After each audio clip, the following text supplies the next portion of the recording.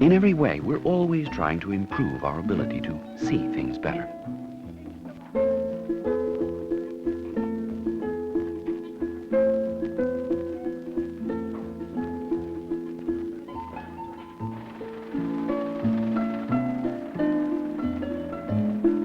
One of the greatest strides forward in that regard was taken almost 100 years ago with the invention of X-ray photography.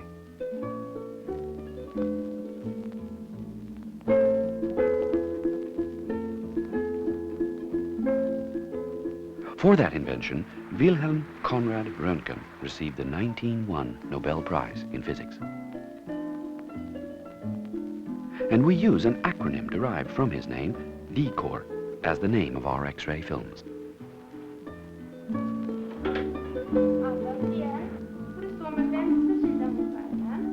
Today, X-ray techniques are in use everywhere and have become indispensable tools in medical care.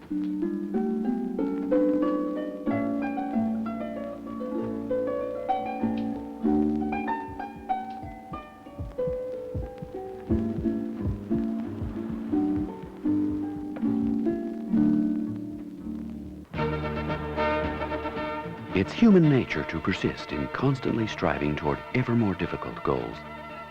And the human body is being subjected to ever more rigorous demands. It's a lucky thing for us that the art of medicine has come as far as it has, and that today, thanks to X-rays, doctors can see virtually everything, from the simplest fractures to highly complicated images depicting numerous kinds of pathologies. The basic principle is the same as 100 years ago. The X-ray related equipment, of course, has evolved with advances in electronics and with increasing knowledge of X-ray technology.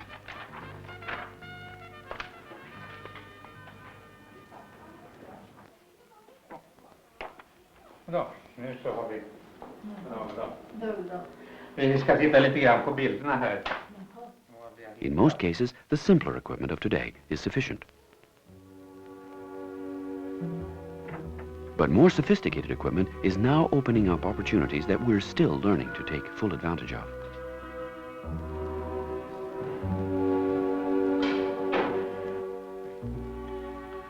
And this is what we are doing more and more in the future, that we will use our images in computers and by that way extract information more and more.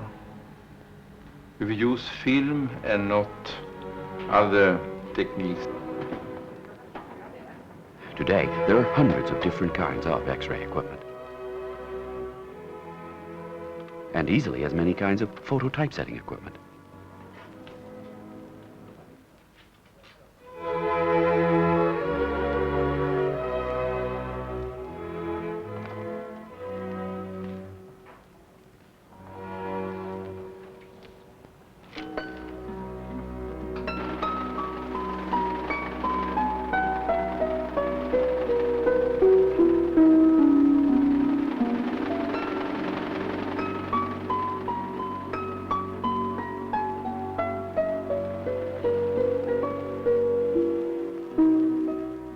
But manufacturers of X-ray films and phototypesetting papers are relatively few.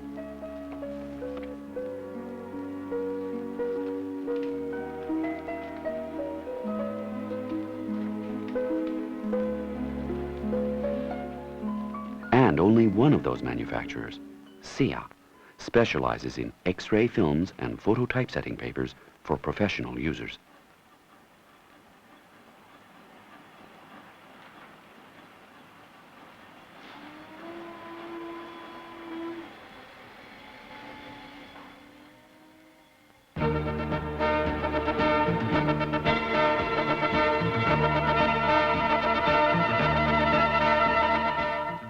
We export X-ray film and phototypesetting papers to some 40-odd countries.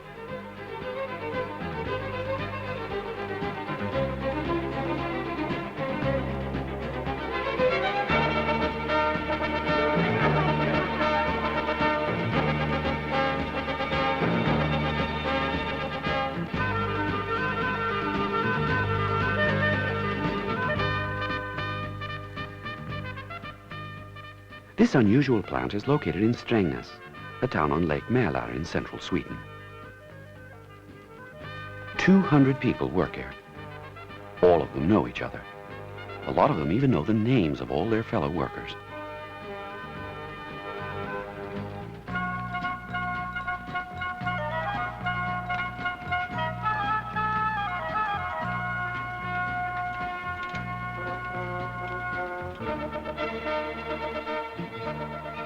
The plant operates in 5 shifts around the clock.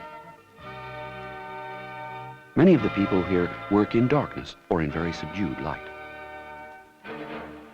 And the whole purpose of what they do is to help other people see things better. The production of the photographic emulsion starts with a precipitation reaction brought about through the addition of silver nitrate and potassium bromide solutions to a gelatin solution. When the silver nitrate and potassium bromide solutions are mixed, light-sensitive silver bromide crystals are formed. The crystals are about 1/1000th of a millimeter in diameter.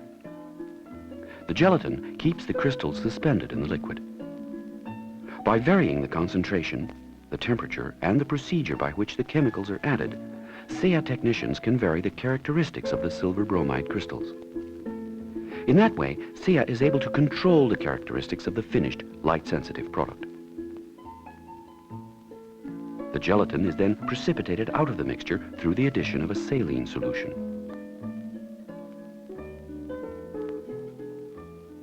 That results in the formation of a heavy sediment of silver bromide crystals which sink to the bottom. At that stage, the portion of the mixture containing reaction residue can then be siphoned off.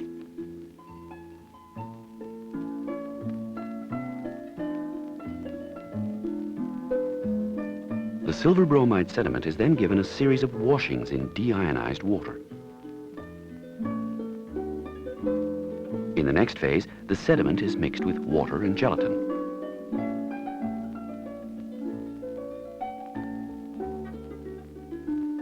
This mixture is heated to prevent sedimentation. Then, sensitivity-enhancing chemicals are added to increase the light sensitivity of the silver bromide crystals. The entire procedure is continuously monitored and stopped by chilling as soon as the correct light sensitivity is reached. The finished emulsion is put into containers and placed into refrigerated storage, where it's kept until sent to the coating machine. There, coating is performed by the cascade technique, which means that the liquid emulsion is pressed up through gaps in the cascade. The emulsion layers position themselves on top of each other without mixing, because surface tension keeps them apart along the sloping plane of the cascade. The cascade is moved to within a few tenths of a millimeter of the coating roller. The cascade method makes possible continuous coating, roll after roll, with high precision. Before the dried film or phototypesetting paper is rolled up, the coated layer is checked by a helium neon laser.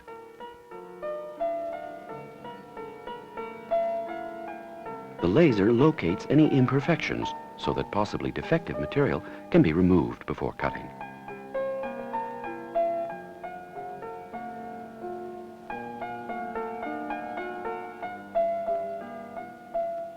CEA's manufacture of photographic products is characterized by high standards of quality and state-of-the-art technology.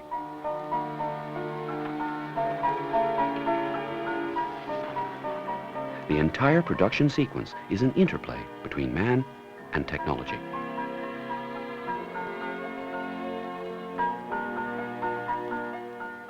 In the CEA production process, just the right amount of silver is used so as to ensure an optimal combination of legibility, safety, and economy. It's not economical to radically reduce the amount of silver used in the manufacture of these products. While it's true that the silver content does account for much of the cost of light-sensitive photographic products, it should also be remembered that up to 80% of that silver is recovered during the processing of those products. CEA is a specialist company that concentrates entirely on the production of X-ray films and phototypesetting papers for professional users. CEA's production techniques are technologically advanced.